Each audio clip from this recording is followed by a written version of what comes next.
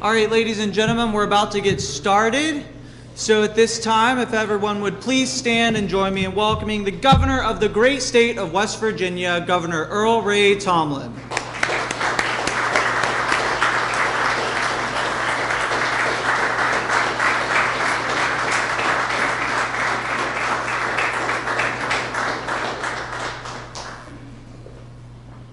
Looks like we have limited seating today, but first of all, good afternoon, and I want to thank all of you for joining us as we look to the future of Rock Creek Development Park. I'd like to thank Department of Commerce Secretary Keith Burdett here in the front row, along with our entire working team whose hard work and dedication to the Rock Creek Development Park project has been invaluable. And my deepest thanks to Nick Casey, who will serve as Governor-elect Jim Justice's Chief of Staff. Nick is right there, okay. Just want to make sure, Nick. As he'll be working as the chief as his administration continues to guide Rock Creek along the path toward greater economic opportunity in the Mountain State. Also would like to thank the experts at GAI Consultants, landscape architect and project manager Todd Schoolcraft. Todd is right here in the front, and director of landscape architecture Dave Gilmore, who's back in the middle there, who are helping us define that path. Also, I know that Jeff Fallon with the Courtney Company, his company is one of those, thankfully, that is donating property toward this project. So, Jeff, we're glad to have you here with us today also.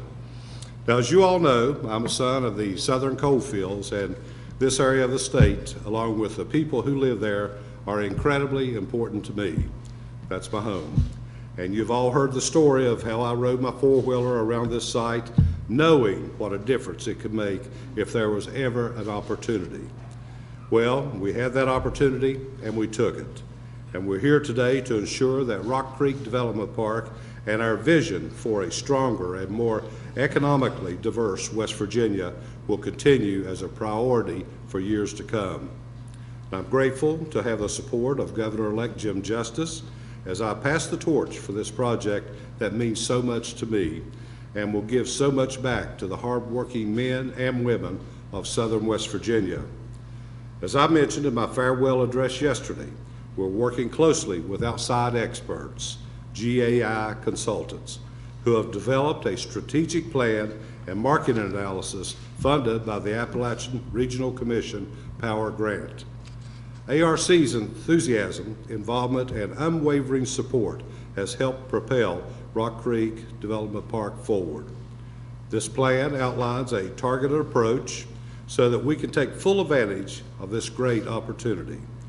And according to ARC's assessment, they say that Rock Creek Development Park is unique. It offers vast areas of developable property in the Appalachian region where development of property is topographically challenged and availability of level sites is severely limited, succinctly confirming what I've seen in this site all along. Now, as we all work together to strengthen our state's economy, I have full faith in Governor-elect Jim Justice's commitment to not only Rock Creek Development Park, but to further diversify our mountain state. He will be a tenacious and innovative advocate for the hardworking men and women of West Virginia.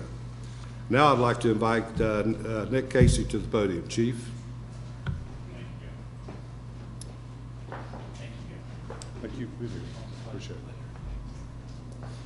Well, thank you all. I bring greetings on behalf of Governor-elect Jim Justice. And I can tell you, Governor-elect is as proud of this project as our governor is this project. Once you have a chance to look at the opportunity this presents for not just southern West Virginia, but for Charleston, for the entire region, it's really overwhelming in a very, very positive way. Having grown up in families that used to mark how high the flood was on the side of the doorstep, just like they did how fast we grew from down in the Logan County area, I appreciate that this is a southern West Virginia, Charleston area game changer. So we're here at the direction, or I'm here at the direction of Governor-elect to let everyone who's involved in the project know how appreciative Governor-elect is for your leadership. Thank you, Governor. Thank you. And also for all the other folks here who have contributed to this and who collectively, as we go forward with this project together, are going to make this a tremendous success that we're going to be bragging about for decades to come. Thank you. Thanks, Nick. Appreciate it.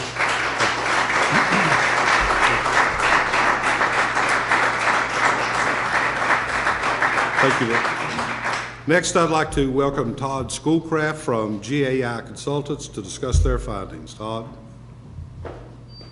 Good seeing you, sir. Yes, sir. First of all, I want to thank the Governor and Secretary Burdette for giving GAI the opportunity to give back to the state of West Virginia and preparing this economic and feasibility study for Rock Creek. It was a very daunting task. We had less than 4 months to prepare the plan and the slideshow presentations. We started in late September with a kickoff meeting, and then we rolled into November with a couple of intensive design charrettes where we had a lot of involvement from the Governor's office and Secretary Burdette's office and the West Virginia Development Office. And out of that, we developed several inventory and analysis sheets that spoke to the slopes and the soils and stability and the hydrology of the site. Of course, West Virginia typically is, as the Governor said, topographically challenged, but we have a site down there, all in total is over 25,000 acres in size, of which 9,000 to 10,000 acres of that is developable flat property. So once we come up with all those different inventories of the site and all the infrastructure that's involved, we created a mosaic that showed those developable areas. And then we went further and began to talk about the vision for the site and to begin to put together some concepts for the site and what it might look like in phase 1 and in later phases. And you can see some of those aerial oblique perspective sketches to my left and right here of the site. This is a very large site. It's got a lot of potential. The infrastructure is there for the most part, at least on the site, if not right at the foot of the hill. There's good transportation in the area with US Route 119 and the railroad nearby. And of course, Yeager Airport is in Charleston. So with that, I'll turn it back over to the Governor, and thank you very much. Thank you, Todd. Yes, sir. So once again, I want to thank the Governor-elect Jim Justice's Chief of Staff, Nick Casey, for being here, and thank you all for being here today for your continued commitment to Rock Creek Development Park. At this time, I'd like to invite Nick, Todd, and Dave up here and our entire Rock Creek Development team to come forward, and if the press has any questions, we'd be happy to respond to them.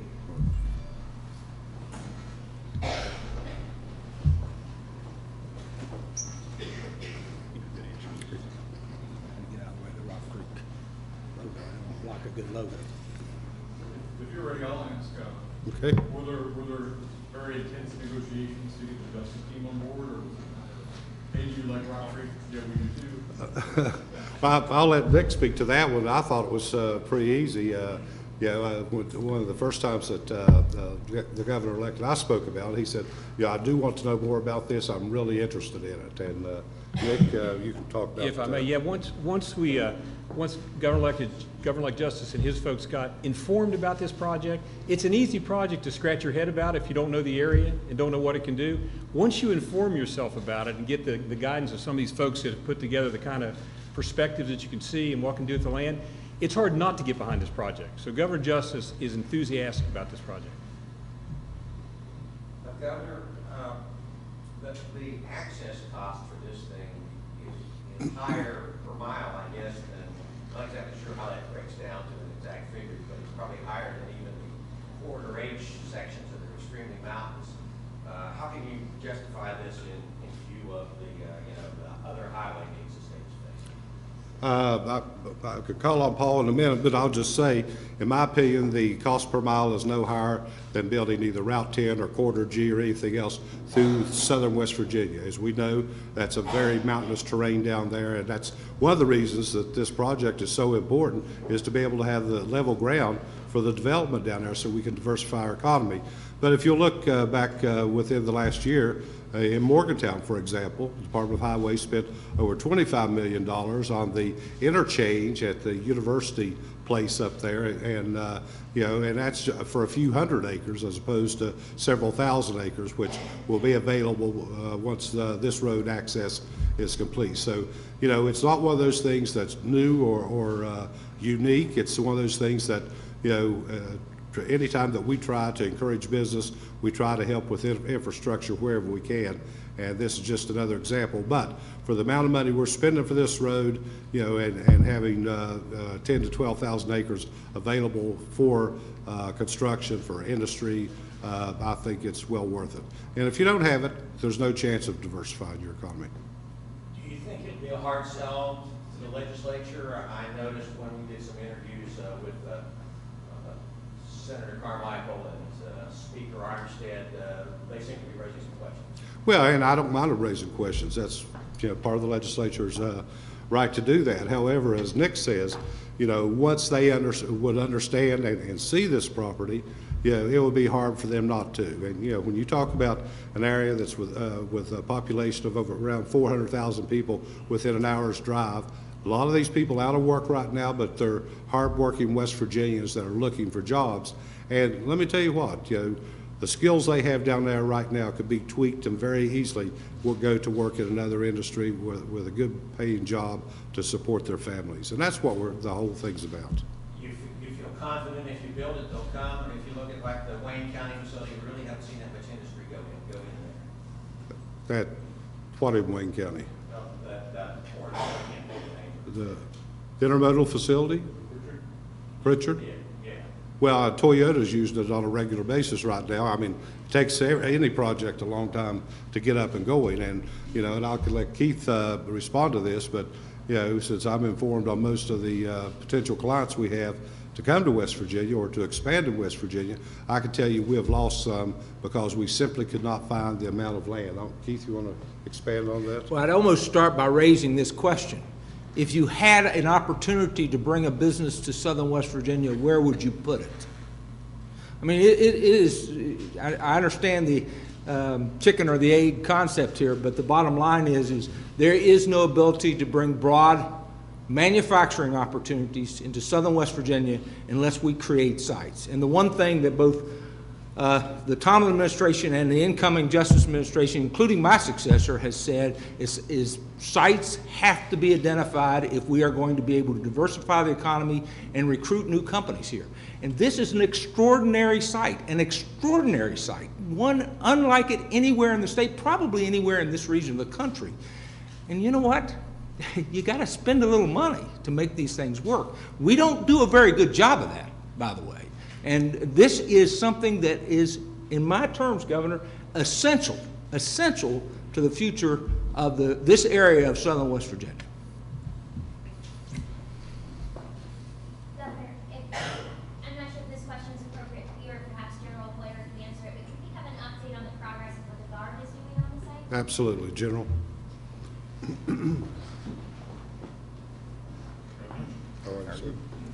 Yes, ma'am. So the building that we're going to initially occupy has been readied. We still have a perimeter fence and gravel for the parking lot that has to be put in. All the guard equipment that's going to move into that site is packed and ready to go.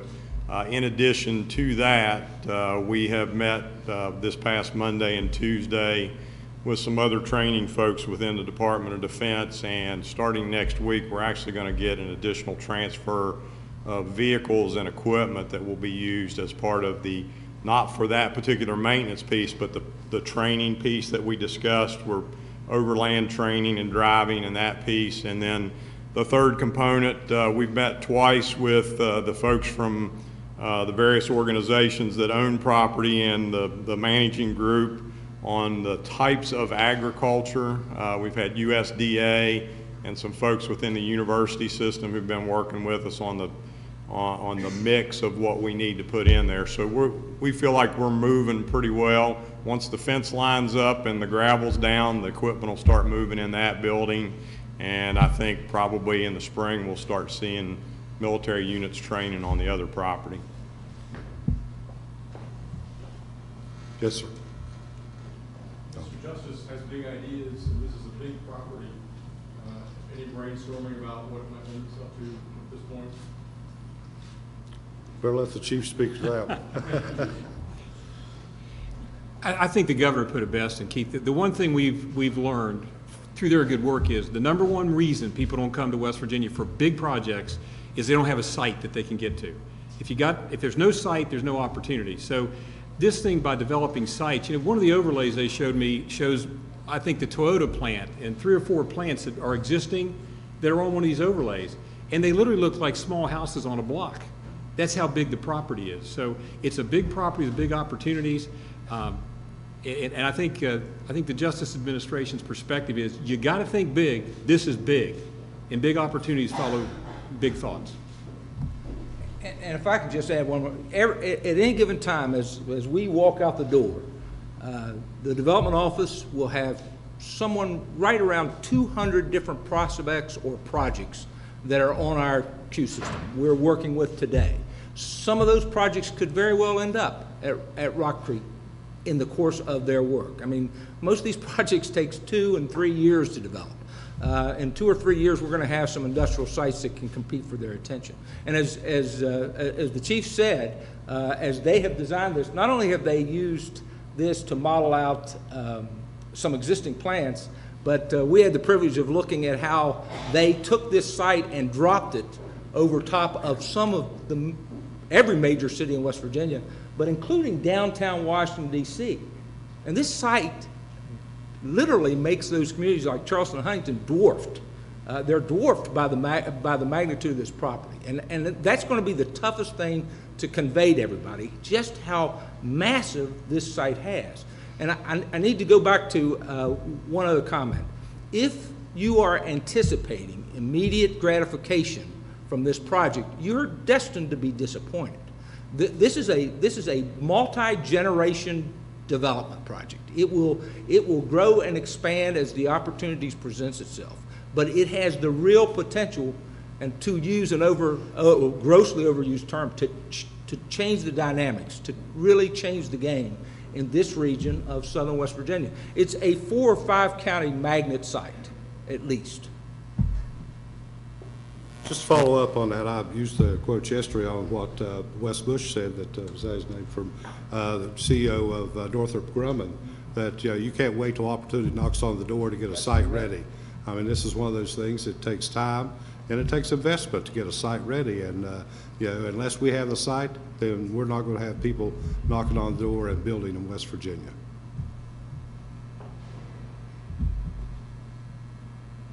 Further questions? If not, we thank you all for coming here today. We look forward to taking you and showing you Rock Creek Development Park.